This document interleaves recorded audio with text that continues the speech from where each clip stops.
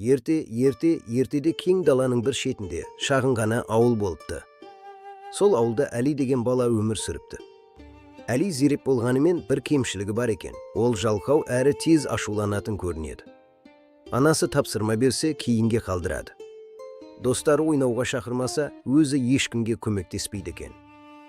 Бір күні ауыл қариясы балаларды жинап алып, кімде кім үшін бақытты болғысы келсе, таудың ар жағындағы даналық бұлағын тауып келсін.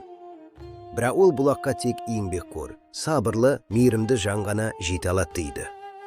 Бақытты болғысы келген Әли жолға шығады. Жол үстінде ауыр қап көтере алмай тұрған қарт кісіні көреді. Балам, мына қапты үйме жеткізіп берші дейді қария. Әли қабағын түйіп, уақытым жоқ, мен маңызды сапардамын деп кетіп қалады. Алдынан батпаққа батып қалған лақ шығады. Лақ маңырап көмек сұрағандай болады. Әли тағы да тоқтамай кетеді. Қараңғы түсіп, жол таппай адасады. Қорқып, ағаш түбіне отыра кетеді.